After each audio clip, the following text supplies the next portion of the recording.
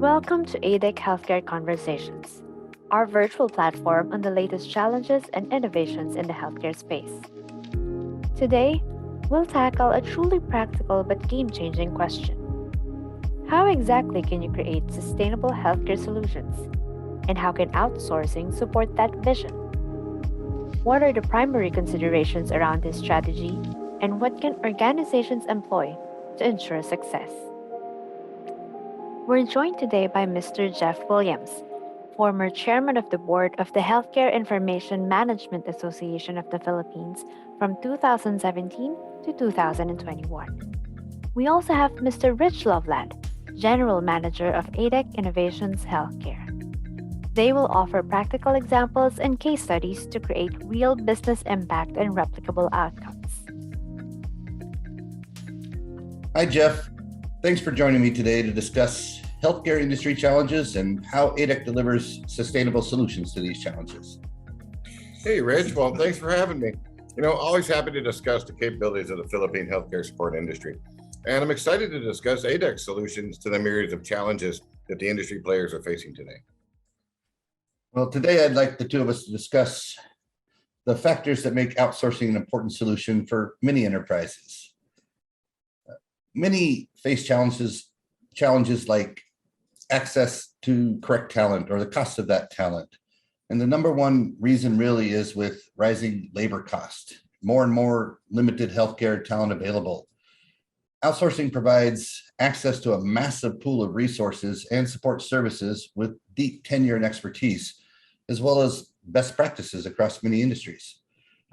Many clients lack a scalable capacity management model, creating issues dealing with business continuity, growth, volume spikes.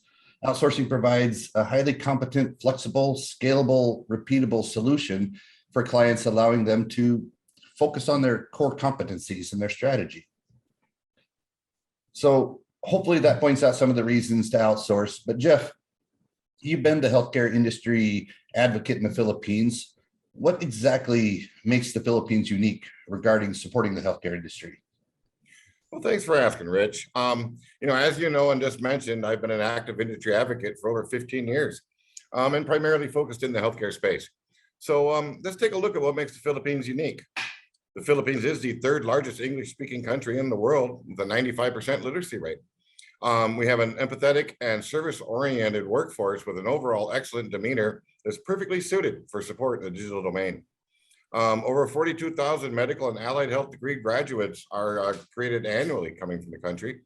And an interesting fact is 63% of all internationally educated US RNs in the US are from the Philippines. So clearly, a lot of Filipinos working in the US healthcare system now as there is today, both in the US and here. To me, it's very, very clear. The Philippines is the place to look for healthcare outsourcing support. Well, you're absolutely right. Philippines clearly is the destination if you're looking for individuals educated in healthcare with experience. When you couple that with ADEC's more than 30 years experience, 3,500 employees working from over 20 locations on 6 continents, including several emerging markets. With our execution focused on standards and compliance, you have global geographic diversity with the confidence that you will always get the same high level of execution, integrity, and predictability anywhere you go with ADEC. Jeff, actually, ADEC has been involved with HIMAP prior to it being HIMAP. And our CEO, Jim Donovan, was an executive on the board that changed his charter to focus on the higher value services that his members enjoy today. That's correct. My early discussions with Jim were instrumental in my joining HIMAP. He was on the board of trustees then and leading the charge for the transition from the Transcription Association to the higher valued services that the HIMAP now supports today. And the main takeaways, though, although still relevant, the industry has been less about the cost effectiveness of the labor and more about the availability of quality cost-effective labor, combined, of course, with an experienced partner to deliver effective outcomes together. Yeah, well, I think it's pretty clear. We both agree the Philippines is the destination for healthcare support services. And clearly, the right talent combined with the right operational partner, you're going to deliver the solutions. So let's jump in the weeds here. I want to discuss exactly how has ADEC addressed some of the challenges that you and your clients have faced.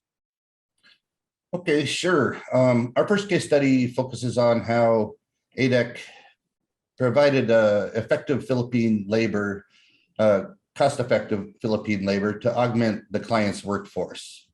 In this case study, we onboarded 8 hospitals in the middle of the pandemic with short notice, and this helped them to free up their on-site nurses to do much needed bedside patient work in the US. This was so successful that ultimately they asked us to onboard 11 hospitals that year. And additionally, we supported the hospitals for COVID-related responsibilities, such as vaccination registration and making sure that they showed up to their appointments on time. So via technology, you're supporting US hospitals with talent located in the Philippines? Yes, sir, Jeff. While many Philippines nurses do migrate to the US to work in US hospitals, technology now allows for many of those tasks to be performed in cost-effective, secure facilities half a world away, which actually gives US hospitals more access to this great talent pool. Amazing. So, many times people interpret outsourcing with loss of jobs. But because of the increased demand brought on by aging populations, technological advancements, and the data that comes with it, the need for talented, engaged personnel increases. And many times the Philippine workforce is added to augment the strained and stressed out US teams. You got an example of how ADEC has applied this exact model? Sure. Interestingly, my next case study addresses exactly that. Being a global company operating across many industries allows us to do much more than transactional work. We have a Kaizen approach to business, and with the many capabilities that we bring to the table, we can provide customized solutions and innovation to optimize outcomes. This, simply put, helps clients increase quality and efficiencies while reducing waste. And during the pandemic, we had another client that needed immediate assistance to reduce costs, yet augment staff. And this was a first-time outsourcers. And we helped them navigate through the challenges of the transition for a very seamless implementation. Initially, we supported their US market, and our success there and their confidence in our delivery quickly paved the way to supporting their Canadian market as well. And this was in the first 6 months of operations.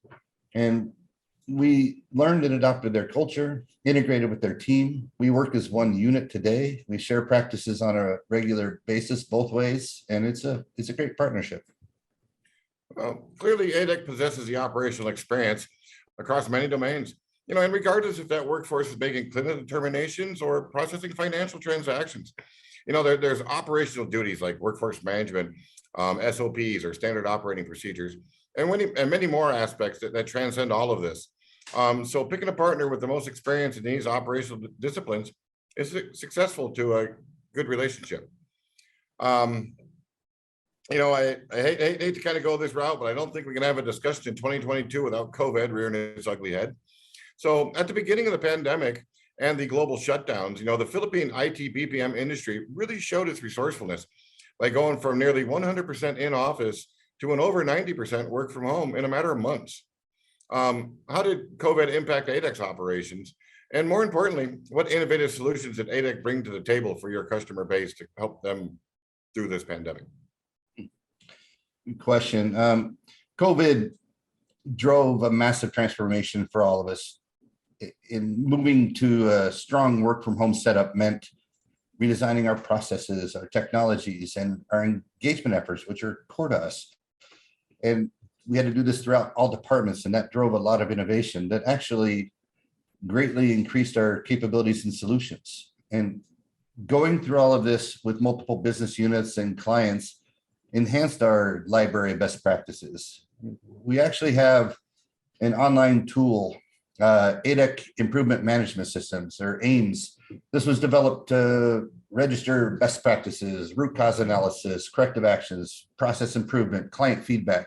And we use this as a repository of ideas for continuous improvement. In fact, when we talk about innovation, the next case study is a great example.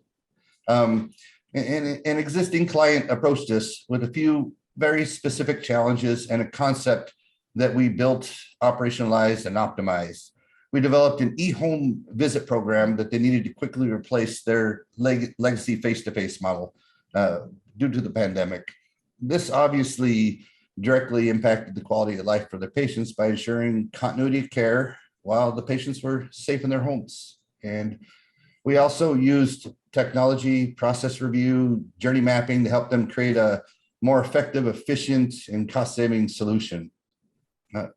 We even developed in-house a CRM tool for them to assist in closing the loop on information, process flow, and interdepartmental collaboration.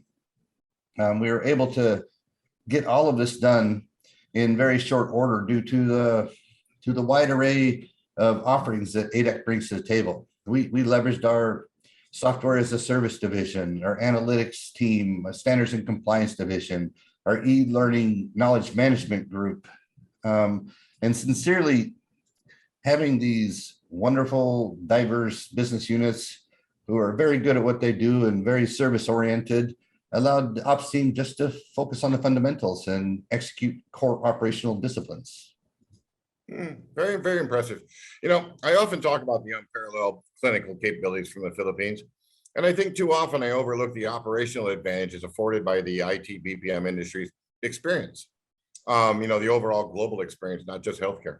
Now, you referenced some of the base operational disciplines that ADEC brings to the table. And in fact, you even touched on this one area that permeates almost every customer-facing support program, but isn't really heard that often in the healthcare arena. And I'm referring to the customer journey mapping. So Rich, maybe you could take a couple minutes to explain what is meant by customer journey and how is it applied in the healthcare arena? Okay, sure, Jeff. We help healthcare providers maintain a long-term sustainable relationship with their patients and their customers by delivering the best possible customer experience while removing efficiencies, while increasing efficiencies and optimizing workflows. Even before and after hospital visits, patients, especially with long-term health conditions, are required to have multiple interactions with healthcare providers, some in the brick and mortar situations and some with different online channels. Customer journey mapping is the first critical step to becoming a customer-centric organization as far as understanding the handoff between siloed departments, how well tools, technologies, and data are connected, and where there are gaps, reviewing processes that are redundant and missing and don't connect and may no longer be relevant to the current scope, as well as where labor can be optimized with technology. It helps us understand what people are going through. For providers, for example, how people are treated differently in different departments. For insurance, are more critical claims handled more carefully and our routine claims handled more routinely? And will this impact their longevity as a customer? Will they refer their friends? Journey mapping opens our eyes to their perspective and helps create a more holistic strategy and approach to how we're all handling all aspects of this journey. This is very core to increasing the quality of service while reducing costs on a larger scale. And actually, Jeff, when we say customers come in many shapes and sizes. In these exercises, depending on what issue we're addressing, could be coworkers, clients, patients, providers, paying customers, and prospective customers can all be customers of a process. You know, I think you bring up an excellent point in that the customer isn't always the customer per se, right? It could just easily be a coworker in another department. And only by understanding these customers' needs and their experiences in interacting with your department or your division can we really truly improve upon the process from their point of view. And in most cases, it's the point of view that matters the most, right? So I think I jumped the gun and threw a question to you before we got to the actual question and answer section of the webinar. You know, the ADEC marketing team, I know, did their homework and they set this up and they reached out to potential attendees for this event and they got us a list of questions. So why don't we jump into them? And while we're on the topic of operational experience, let's jump to our first question about KPIs, key performance indicators. What exactly are they, and just how important are they for smooth interdepartmental operations? Sure, Jeff. Yeah, key performance indicators are just what it sounds like. They're basically metrics or measurements of the things that matter most to the business. There are some consistent and core KPIs that are very common in healthcare, such as productivity metrics like turnaround time, handle time, efficiency, shrinkage, and so forth. Quality metrics, of course, are very fundamental in healthcare as well, due to the criticality of compliance and legal standards and what's at stake. In the healthcare space, there is a very heavy focus on compliance, which we excel at. Jim and Carol, our founders, built this organization on ethics, integrity, respect, and execution. And Jim, once a Marine, always a Marine, as am I, wouldn't have it any other way. He built a very robust global standards and compliance team that drives our 3 ISO certifications, HIPAA, PCI DSS, SEDEX, as well as our GDPR focus, not to mention internal process compliance. And while these KPIs are still critical and fundamental, many healthcare clients are growing beyond these legacy core KPIs. In the productivity space, for example, many now measure business level productivity metrics, such as multiple types of repeats, which refer to how many times the customer visited you virtually or otherwise, journey handle time, inappropriate transfers, self-help utilization. On the quality side, this could be a whole nother conversation, but our focus is on what is known as in ISO 9001 as QMS, or quality management systems. This endeavors to measure all contributors and organizational efforts to meet customer needs and wants and regulatory requirements, and ensure that everyone has the same focus and is pushing in the same direction. And many are also adopting voice of the customer metrics to drive customer or patient-centric organization. Some of these are CSAT, or customer satisfaction surveys, that can be completed as often as every transaction, to random sampling. And these typically hone in on individual parts of the experience. NPS, or Net Promoter Score, which are more often a quarterly assessment of the customer's perception of the overall business and their probability for recommending it to friends. There is a customer effort metric that focuses on the ease of the entire customer journey. And there are also many compliance and hygiene metrics. These can occur to validate that the process and the data is clean and can be trusted, and that everybody is executing correctly and consistently and with integrity. ADEC has been working with data for more than 30 years. We were built on data. It's in our name. We can provide beyond transactional metrics that we just skimmed through, business intelligence and analytics to help with day-to-day business decisions, as well as long-term strategy. Wow, so many acronyms and data points related to measuring the myriad of quality and program metrics.